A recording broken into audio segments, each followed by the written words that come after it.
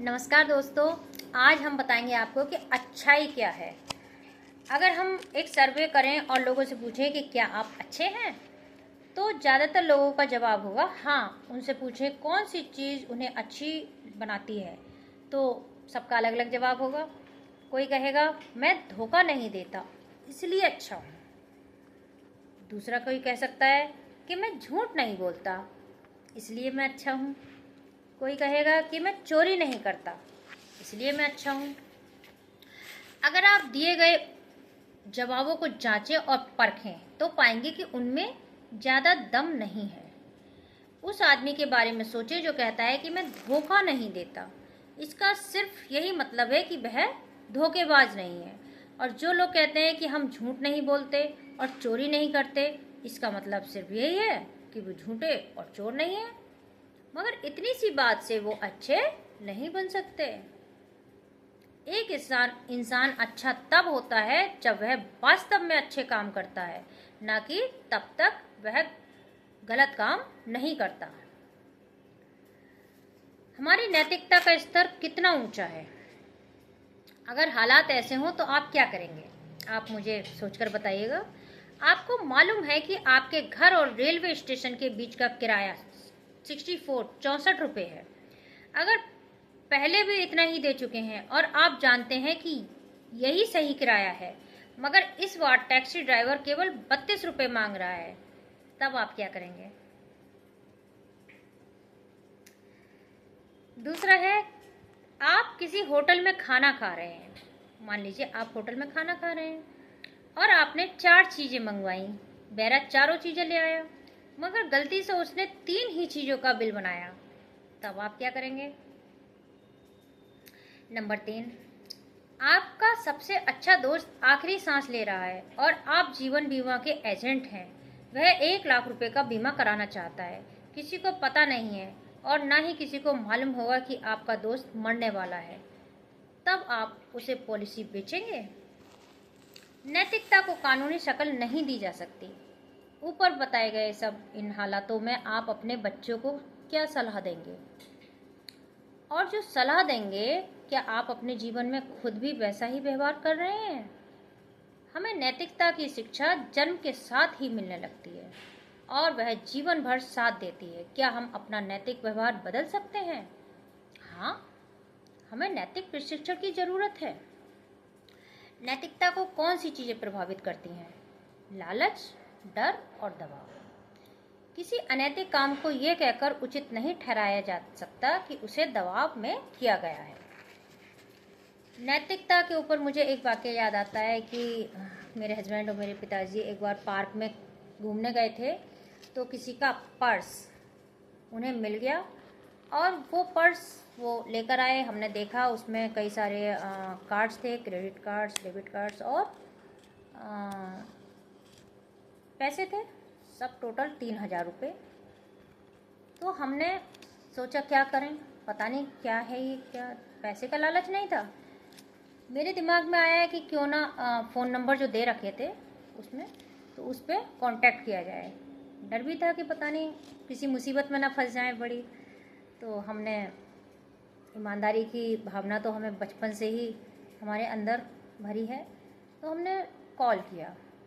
Call करके उन्होंने अपने मकान का एड्रेस बताया। उन्होंने कहा या तो हाँ, हमारा पर्स गिरा था, हम वॉक करने गए थे, हमारा पर्स गिरा था, तो हम या तो लेने आ जाते हैं या आप आ जाइए। तो हमने कहा पता नहीं कौन लोग हैं, कैसे लोग हैं, अजनबी, तो हम उनके घर जाके उन्हें रिटर्न कर देते हैं। उन्होंने अपने घर का एड्रेस दे दिया। अच्छे लोग थे, अच्छे जेंटल फैमिली थी। तो वो पर्स पाकर बहुत खुश हुए, क्योंकि उनमें उनके ज़रूरी कागजात और कार्ड्स थे और इतने रिच फैमिली थी कि उन्हें वो 3,000 रुपये मायने नहीं रखते थे, जितना कि उनको और चीज़ों की ज़रूरत थी। तो उन्होंने ईश्वर को बहुत धन्यवाद दिया, कह रहे थे हम बहुत परेशान थे इस चीज़ को लेकर। और फिर उन्होंने हमसे हमारा घर का एड्रेस पूछा, हमने बता दिया। जब हमें ठीक ठाक लगा कि लोग अच्छे हैं, हमने उनको एड्रेस बता दिया। नेक्स्ट डे वो हमारे यहाँ आए बच्चों के लिए मिठाई, गिफ्ट आदि लेकर, और हमें जो सेटिस्फैक्शन मिला अपनी ईमानदारी का, जो खुशी हुई, जो स्माइल, उनके फेस पे स्माइल देख के हमें जो खुशी हुई, सेटिस्फेक्शन मिला, वो बहुत कीमती था। तो किसी की भी हेल्प करके या ईमानदारी दिखा के हम एक देश के अच्छे नागरिक होने के, अच्छे और सच्चे नागरिक होने का फर्ज निभाते हैं। अब आता है व्यापार में नागरिकता।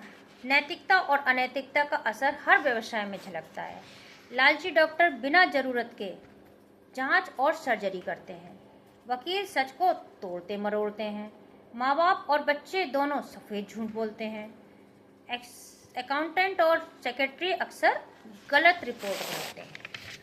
तो इस तरह से हम देखते हैं कि स्वाभिमान और हास्य प्रियता आपको सही रास्ते पर बनाए रख सकते हैं। अब हम इसके अंतर्गत अपना जो निष्कर्ष दे रहे हैं, आज हमारी ये बुक तो पूरी हो ही गई है, और थोड़ा सा हम और बताना चाहेंगे इसमें कि नैतिक नियमों को ना मानने के नतीजे भी वैसे ही हो सकते हैं जैसे कि कानूनी नियमों को ना मानने के होते हैं। कुछ लोग कभी भी नैतिकता का पालन करने वाले नहीं बनेंगे। वे सोचते हैं कि उन्होंने आसान रास्ता चुना है, मगर सच तो यह है कि रास्ता कठिन है। ग्राहकों को उचित सेवा ना देकर क्या आप खुद का सामना कर पाएंगे? क्या अपने बच्चों के सामने इस बात की डींग हाँक कर आपको गर्व होगा? क्या आप अच्छा महसूस कर पाएंगे? बिल्कुल नहीं। अगर आप ऐसा नहीं कर सकते तो आपका व्यवहार अनैतिक है। इंसान अपने आईने के सामने खुद से नज़र मिला सके और खुद अपनी नज़रों में ऊंचा उठ सके तो वही व्यवहार अच्छा है। बाकी लोग क्या कहते हैं उससे कोई फर्क नहीं पड़ता, पर हम अपनी नज़रों में अच्छे होने चाहिए। एक प्राचीन कहावत है कि जहाँ दूर अंदेशी 1 साल के लिए हो तो फूल लगाइए, जहाँ दूर अंदेशी 10 साल के लिए हो तो पेड़ लगाइए, और जहाँ दूर अंदेशी अनंत काल के लिए हो तो लोगों का विकास कीजिए। धन्यवाद दोस्तों। आज हमारी ये बुक जो काफ़ी अरसे से हम आपको इसके वीडियोज़ बनाकर भेज रहे थे, आज कंप्लीट हो गई है। आशा है, उम्मीद करते हैं कि ये आपको पसंद आएगी। और जैसा कि आजकल बच्चे बुक तो पढ़ना ही नहीं चाहते, सिलेबस की बुक भी पढ़ी रहती हैं और ऑनलाइन क्लासेस लेते हैं, तो जो मोबाइल का क्रेज़ है तो उससे हो सकता है, आई होप कि मेरे स्टूडेंट्स या कोई आप लोग सभी जब वीडियोज़ देखेंगे तो कुछ ना कुछ सही जीवन जीने का एक तरीका, एक सलीका आप लोगों को हेल्प करेगा मेरे वीडियोज़ से।